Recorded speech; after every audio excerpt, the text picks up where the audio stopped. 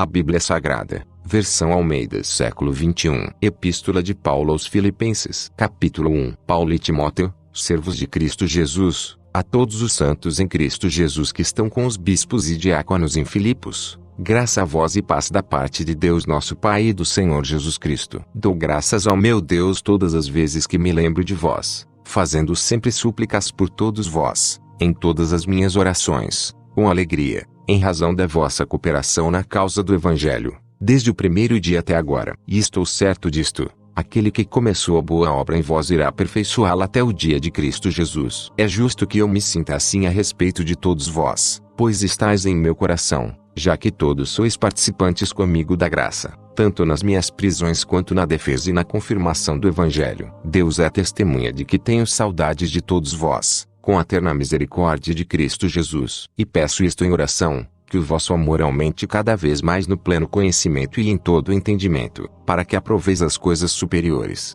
a fim de serdes sinceros e irrepreensíveis até o dia de Cristo, cheios do fruto de justiça, que vem por meio de Jesus Cristo, para a glória e louvor de Deus. Irmãos, quero que saibais que as coisas que me aconteceram contribuíram para o avanço do Evangelho, a tal ponto de ficar claro para toda a guarda pretoriana e para todos os demais que é por Cristo que estou na prisão. E, animados pelas minhas prisões, a maior parte dos irmãos no Senhor tem muito mais coragem para falar sem medo a palavra de Deus. É verdade que alguns pregam Cristo até mesmo por inveja e discórdia, mas outros o fazem com boas intenções. Estes o fazem por amor, sabendo que fui posto aqui para a defesa do Evangelho, mas aqueles anunciam Cristo por discórdia, não com sinceridade, pensado que assim podem aumentar o sofrimento das minhas prisões. Mas que importa? De qualquer forma, contanto que Cristo seja anunciado, quer por pretexto, quer não, alegro-me com isso e, sim, sempre me alegrarei, pois sei que isso resultará em salvação para mim,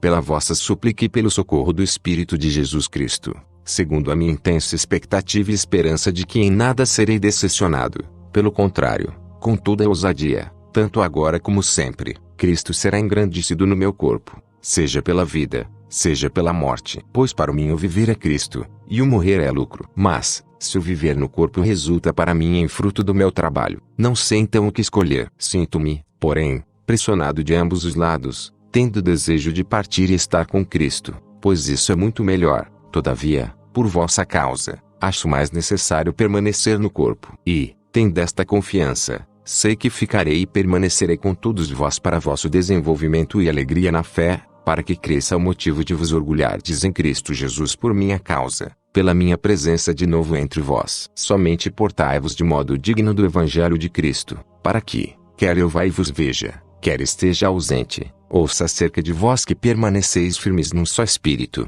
combatendo juntos, com uma só alma, pela fé do Evangelho, e que em nada estáis atemorizados pelos adversários. Para eles, isso é sinal de perdição, mas, para vós, de salvação, e isso vem de Deus. Pois, por amor de Cristo, vos foi concedido não somente crer nele, mas também sofrer por ele, tendo o mesmo combate que já vistes em mim e que agora sabeis que está em mim. Capítulo 2. Portanto, se há em Cristo alguma exortação, alguma consolação de amor, alguma comunhão do Espírito, se há qualquer sentimento profundo ou compaixão, completai a minha alegria, para que tenhais o mesmo modo de pensar, o mesmo amor, o mesmo ânimo, pensando a mesma coisa. Não façais nada por rivalidade nem por orgulho, mas com humildade, e assim cada um considere os outros superiores a si mesmo. Cada um não se preocupe somente com o que é seu, mas também com o que é dos outros. Tende em vós o mesmo sentimento que houve em Cristo Jesus, que, existindo em forma de Deus, não considerou o fato de ser igual a Deus algo a que devesse se apegar, mas, pelo contrário, esvaziou a si mesmo, assumindo a forma de servo e fazendo-se semelhante aos homens. Assim, na forma de homem, humilhou a si mesmo, sendo obediente até a morte, e morte de cruz. Por isso, Deus também o exaltou com soberania e lhe deu o nome que está acima de qualquer outro nome, para que ao nome de Jesus se dobre todo o joelho dos que estão nos céus, na terra e debaixo da terra, e toda a língua confesse que Jesus Cristo é o Senhor, para a glória de Deus Pai. Assim, meus amados, como sempre obedecestes, não somente na minha presença, porém muito mais agora na minha ausência, realizai a vossa salvação com temor e tremor, porque é Deus quem produz em vós tanto o querer como o realizar, segundo a sua boa vontade. Fazei todas as coisas sem queixas nem discórdias, para que vos torneis filhos de Deus irrepreensíveis, sinceros e íntegros no meio de uma geração corrupta e perversa, no qual resplandeceis como luminares no mundo, retendo a palavra da vida, para que, no dia de Cristo, eu tenha motivo de me orgulhar do fato de que não foi em vão que corri ou trabalhei. Contudo, ainda que eu seja derramado como libação sobre o sacrifício e o serviço da vossa fé, alegro-me e me congratulo com todos vós, e também, pela mesma razão, alegrai-vos e congratulai-vos comigo. Espero no Senhor Jesus em breve vos enviar Timóteo, para que eu também me anime, recebendo notícias vossas. Porque não tenho nenhum outro com esse mesmo sentimento, que sinceramente cuide do vosso bem-estar. Pois todos buscam o que é seu, e não o que é de Cristo Jesus. Mas sabeis que ele deu provas de si e, como um filho ao lado do Pai, serviu comigo em favor do Evangelho. Assim, espero enviá-lo logo que a minha situação seja definida, mas confio no Senhor que também eu mesmo irei em breve. Contudo, achei necessário enviar-vos Epafrodito, meu irmão e cooperador, companheiro de lutas, a quem enviastes para me socorrer nas minhas necessidades, porque ele sentia saudades de todos vós e estava angustiado por saberdes que ele havia adoecido. Pois ele de fato esteve doente, à beira da morte, mas Deus se compadeceu dele, e não somente dele, mas também de mim, para que eu não tivesse uma tristeza após a outra. Por isso eu o envio a vós com mais urgência, para que vos alegreis vendo outra vez, e assim eu tenho menos tristeza. Recebei-o no Senhor com toda a alegria e honrai os homens como ele, pois ele chegou às portas da morte pela obra de Cristo,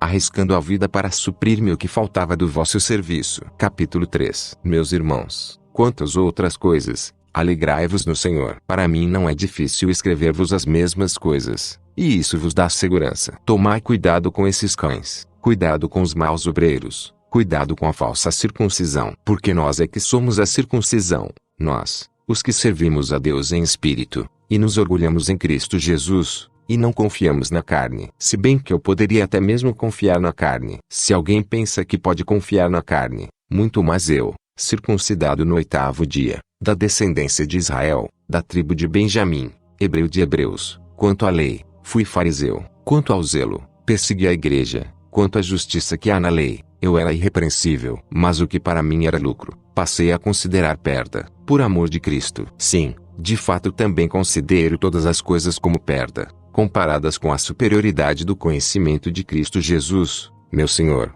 pelo qual perdi todas essas coisas. Eu as considero como esterco, para que possa ganhar Cristo, e ser achado nele, não tendo por mim a justiça que procede da lei, mas sim a que procede da fé em Cristo, a saber, a justiça que vem de Deus pela fé, para conhecer Cristo, e o poder da sua ressurreição, e a participação nos seus sofrimentos, identificando-me com ele na sua morte, para ver se de algum modo consigo chegar à ressurreição dos mortos. Não que eu já tenha alcançado, ou que seja perfeito, mas vou prosseguindo, procurando alcançar aquilo para que também fui alcançado por Cristo Jesus. Irmãos, não penso que eu mesmo já o tenha alcançado, mas faço o seguinte, esquecendo-me das coisas que ficaram para trás e avançando para as que estão adiante, prossigo para o alvo, pelo prêmio do chamado celestial de Deus em Cristo Jesus. Por isso, todos os que somos aperfeiçoados tenhamos esse mesmo modo de pensar, e, se em alguma coisa pensais de outro modo, Deus também vos revelará isso. Mas prossigamos na medida da perfeição que já atingimos. Irmãos, sede meus imitadores e prestai atenção nos que andam conforme o exemplo que tendes em nós, porque há muitos, sobre os quais vos falei diversas vezes, e agora vos digo até chorando, que são inimigos da cruz de Cristo. O fim deles é a perdição,